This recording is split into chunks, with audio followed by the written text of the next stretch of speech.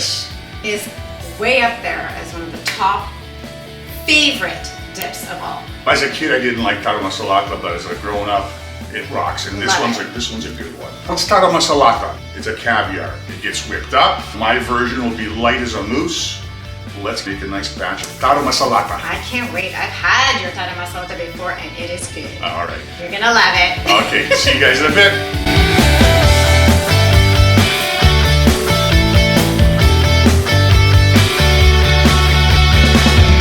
Our Taramasalata is very simple to make, and the ingredients are little. So we have tarama, which is the raw carp caviar, the Krinos brand. First of all, we got to put in 2 tablespoons of the tarama into our food processor. 1 and 2. We're going to put the onion in. Let's secure our food processor. There we go.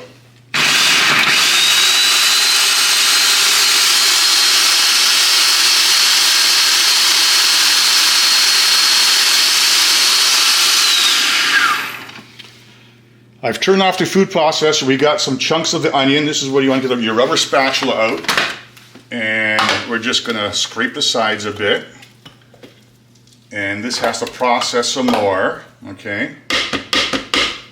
The onion has to be blitzed. Our onion gets to be pureed, and our tarama is going to start to turn color. It's going to go from this orangey pink color to a creamier white pink color. Okay.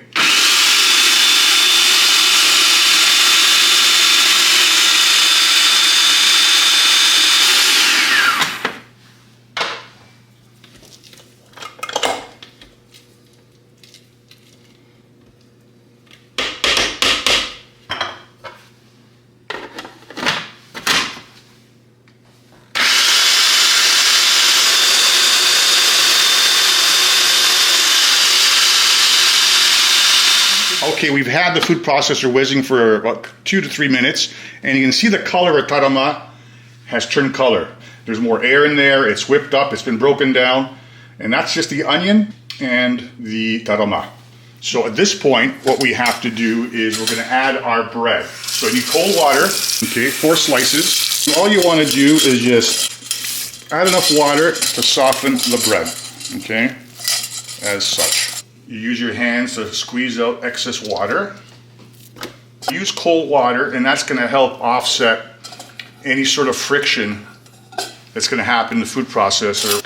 If it gets really warm, unlikely there's a chance that your Taramasalata could split. We don't want that, but we'll talk about how to fix that as well. Here we go.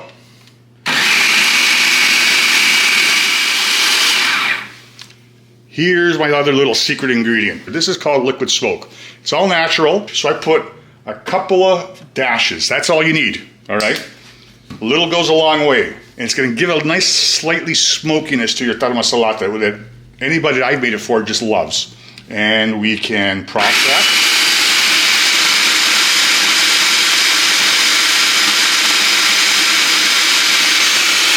And here we go. What you wanna do is pour a steady stream, not too fast, not too slow.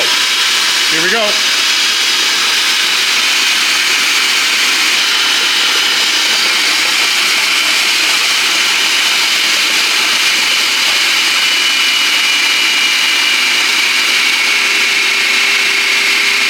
You can actually even hear the machine change sound.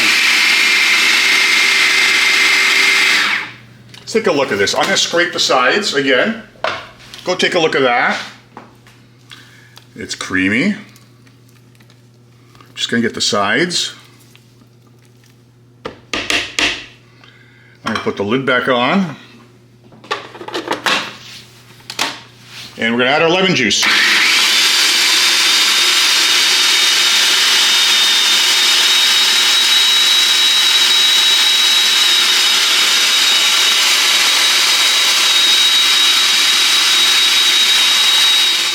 Have a little taste, and we're going to adjust. As you can see, it's a nice whipped up Taramasalata. It's very nice. One of the other things you can do, now remember I said sometimes your Taramasalata can split. If your Taramasalata splits in that the oil separates from the rest of the mixture, what you can do is get some cold water This hasn't split, but you can also either add 1 tablespoon at a time till it comes back together. You can also do this if you find it too thick, you want a little bit airier. A little bit of water will make it a little more creamier and airier. Okay. Okay.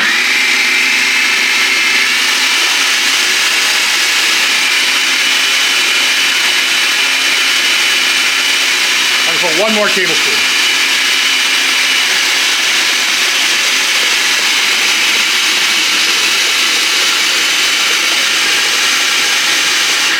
I'm gonna take 1 last taste. Perfecto. Let's plate this up and try some Taramasalata.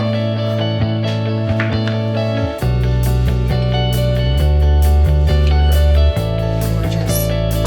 Ooh la la, look at that. Pile it on. Can I try it yet? Yeah. It's so creamy.